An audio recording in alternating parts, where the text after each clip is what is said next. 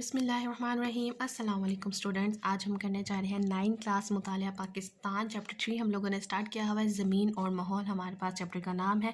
और आज जो हम टॉपिक इस लेक्चर में कवर करने जा रहे हैं वो है पाकिस्तान के बड़े ग्लेशियर्स और दरिया, यानी कि आज हम डिस्कस करेंगे ग्लेशियर्स को और रिवर्स ऑफ पाकिस्तान को। सबसे पहले लेक्चर स्टार्ट करने से पहले डिस्कस कर लेते हैं कि आखिर हमारे पास ग्लेशियर्स होते क्या हैं। और दरियाओं के बारे में हम सबको पता है कि पाकिस्तान के कौन कौन से दरिया हैं और बड़े दरिया और उनके दरियाओं के निज़ाम के बारे में हम लोग उन्हीं छोटी क्लासेस से पढ़ते हुए आ रहे हैं। ग्लेशियर्स का जो कॉन्सेप्ट है ये हमारे पास थोड़ा सा न्यू है। और स्टार्ट करने से पहले मैं आप सबसे एक रिक्वेस्ट करूँगी कि काइंडली प्लीज़ चैनल को सब्सक्राइब कीजिए और वीडियो को ज़रूर लाइक कीजिए और अगर पसंद आए तो आगे ज़्यादा से ज़्यादा शेयर कीजिए। आज हमारे पास है पेज नंबर 72, पाकिस्तान के बड़े ग्लेशियर्स और दरिया। ग्लेशियर्स क्या होते हैं कि पहाड़ी इलाकों में बहुत बड़े पहाड़ों पर जो बहुत ज़्यादा जब बर्फ़ जम जाती है और उसकी जो शेप होती है वो ढलवान की तरह आ जाती है, यानी कि बहुत बारीकी की तरफ, यानी कि पहाड़ जैसी ही शक्ल वो अख्तियार कर लेती है। बर्फ़ जो पहाड़ जैसी जब शक्ल अख्तियार कर लेती है तो वो ग्लेशियर बन जाता है। ग्लेशियर्स एक किस्म की बर्फ़ का बहुत बड़ा पहाड़ होता है। और ऐसे इलाके जहाँ पे हमारे पास ग्लेशियर्स पाए जाते हैं उनका जो टेम्परेचर होता है वो भी बहुत ज़्यादा होता है, नेगेटिव में, यानी कि माइनस में जो होता है उसका टेम्परेचर जाता है। जैसे ही टेम्परेचर आहिस्ता आहिस्ता कम होता जाता है तो ग्लेशियर्स जो होते हैं वो मेल्ट होना स्टार्ट हो जाते हैं और पानी में कन्वर्ट हो जाती है आइस। और जब पानी में कन्वर्ट होता है तो इसी तरह पानी जो है वो आगे दरियाओं में और नहरों में और समुद्रों में जो है वो ग्लेशियर्स का पानी आगे को ट्रांसफ़र होता है। तो पाकिस्तान में बहुत ज़्यादा अच्छे अच्छे ग्लेशियर्स भी मौजूद हैं जो हमारे लिए इम्पॉर्टेंट है हमारी एग्रीकल्चर के लिए। उसी का पानी जब मेल्ट होता है उतनी ज़्यादा बर्फ़ का, तो वो हमारे पास आगे ज़राअत में भी काम आता है। तो ये हमारे पास छोटा सा इंट्रोडक्शन था कि आखिर ग्लेशियर्स होते क्या है। बर्फ़ का बहुत ज़्यादा बड़े जो पहाड़ होते हैं, जो ढलवान जैसी शक्ल जिन्होंने इख्तियार की होती है, उसे हम लोग ग्लेशियर्स का नाम देते हैं।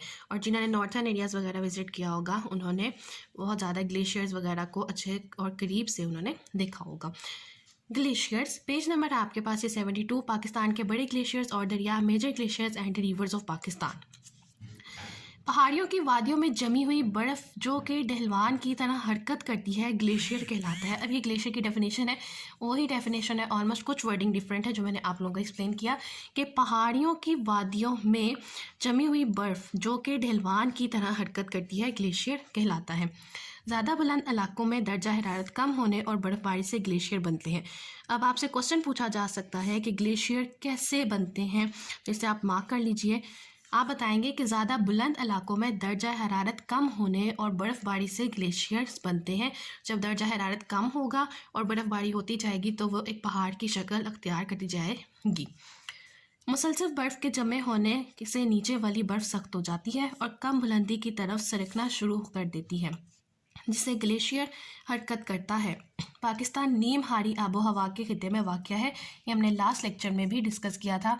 इसको आप मार्क कर लीजिए MCQ और शॉर्ट के लिए कि पाकिस्तान किस खिते में वाक़या है। पाकिस्तान नीम हारी आबो हवा के खिते में वाक़या है, जहां आमतौर पर ज़्यादा सर्दी और बारिश नहीं होती, लेकिन पाकिस्तान के शमाल और शमाल मशरक़ी इलाके हिमालय, कराकोरम और हिंदू कुश जैसे दुनिया के बुलंद तरीन पहाड़ों पर मुश्तमिल है। तमाम साल बर्फ़ से ढके रहते हैं।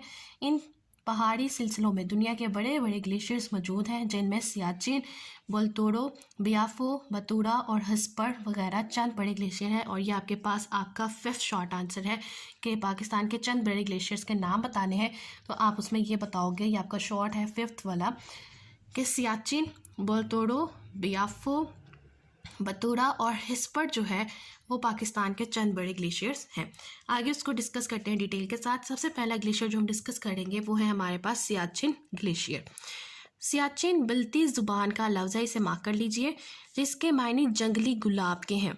इस ग्लेशियर पर यह पौधा ज़्यादा उगता है, इसलिए बल्ती लोग इसे सियाचिन कहते हैं। इसकी लंबाई 70 किलोमीटर है। ये सिलसिला कराकोरम में वाक़या है। कराकोरम रेंज में हमारे पास ये वाला ग्लेशियर वाक़या है और इसकी लंबाई जो है वो तकरीबन कितनी है, 70 किलोमीटर। नेक्स्ट हमारे पास आ जाता है बलतोरो ग्लेशियर। बलतोरो ग्लेशियर बिल्तिस्तान में वाक़या है, इसे मार्क कर लीजिए। इसकी लंबाई 62 किलोमीटर है। मशहूर ज़माना केटू पहाड़ भी इसी ग्लेशियर में वाक़या है। अब आपसे क्वेश्चन पूछा जा सकता है कि केटू का पहाड़ किस ग्लेशियर में वाक़या है, तो आप बताएंगे कि बलतोरो ग्लेशियर में वाक़या है। और बलतोरो ग्लेशियर हमारे पास बिल्तिस्तान में वाक़या है, जिसकी लंबाई 62 किलोमीटर है। ब्राल्डरो का दरिया ब्राल्दो का दरिया इसी ग्लेशियर से निकलता है जो दरिया सिंध में गिरता है। सकरदूस शहर से इस ग्लेशियर तक रसाई की जा सकती है। नेक्स्ट जो है वो हमारे पास बतूरा ग्लेशियर। बतूरा ग्लेशियर 54 किलोमीटर लंबा है। ये वादी गोजल गिलगित बिल्तिस्तान में वाक़या है। नेक्स्ट है हमारे पास बियाफो ग्लेशियर। बियाफो ग्लेशियर कराकरम के पहाड़ों में वाक़या है। आपसे क्वेश्चन में पूछा जा सकता है कि कराकरम के पहाड़ों में कौन कौन से ग्लेशियर वाक़या हैं, तो आपने बताना है कि बियाफो ग्लेशियर है। अक्सर स्टूडेंट्स गलती कर जाते हैं। हमने सबसे पहले जो डिस्कस किया सियाचिन ग्लेशियर, उसमें ये था कि ये सिलसिला कराकरम में वाक़या है, तो बियाफो ग्लेशियर कराकरम के पहाड़ों में वाक़या है। अगर आपसे पहाड़ों का पूछा जाएगा तो आपने बताना है बियाफो ग्लेशियर, और अगर आपसे सिलसिला करम का पूछा जाएगा तो आप बताएंगे सियाचिन ग्लेशियर। इसकी लंबाई 63 किलोमीटर है। ये हिस्पर ग्लेशियर से मिलता है जो कि वादी हुंजा में वाक़या है। लास्ट है हमारे पास हिस्पर ग्लेशियर। हिस्पर ग्लेशियर पाकिस्तान के शुमाली इलाके बल्तिस्तान में वाक़या है। ये ग्लेशियर 49 किलोमीटर लंबा है। दरिया हिस्पर इसी ग्लेशियर से निकलता है। आपसे पूछा जा सकता है कि दरिया हिस्पर किस ग्लेशियर से निकलता है, तो हिस्पर ग्लेशियर से ही दरिया हिस्पर निकलता है। साइड पे हमारे पास एक बॉक्स है, उसमें लिखा हुआ है कि ग्लेशियर्स पाकिस्तान में दुनिया भर में ताज़ा पानी का एक सबसे बड़ा ज़रिया है, जो कि हमारे पास एक इंपॉर्टेंट MCQ है कि ताज़ा पानी का सबसे बड़ा ज़रिया पाकिस्तान में क्या है, तो आपने आंसर क्या लगाना है, ग्लेशियर्स। नेक्स्ट आ जाता है हमारे पास ग्लेशियर्स की अहमियत, इंपॉर्टेंस ऑफ ग्लेशियर्स के ग्लेशियर्स हमारे लिए किस तरह अहम है हमारी ज़िंदगी में और इनका होना कितना ज़रूरी है। पाकिस्तान में कराकरम का पहाड़ी सिलसिला दुनिया के सबसे ज़्यादा ग्लेशियर्स वाले इलाकों में से एक है। ये आपसे पूछा जा सकता है कि पाकिस्तान में कौन सा पहाड़ी सिलसिला दुनिया के सबसे ज़्यादा ग्लेशियर्स वाले इलाकों में से एक है, तो कराकरम का पहाड़ी सिलसिला दुनिया के सबसे ज़्यादा ग्लेशियर्स वाले इलाकों में से एक है। पाकिस्तान में पाए जाने वाले इन ग्लेशियर्स का ताज़ा पानी चश्मों और नालों की सूरत में दरियाओं में गिरता है। पाकिस्तान में बहने वाले दरिया इन्हीं ग्लेशियर्स के मढ़ूने मिन्नत हैं। इसके अलावा ग्लेशियर्स के टूटने फूटने की वजह से इन पहाड़ी सिलसिलों में कई ताज़ा पानी की झीलें भी वजूद में आ गई हैं, जो कि मुकामी आबादी की पानी की ज़रूरत को पूरा करती हैं। तो इंपॉर्टेंस हमारे पास क्या आ गई कि ग्लेशियर्स हमारे पास पानी की ज़रूरत को पूरा करता है।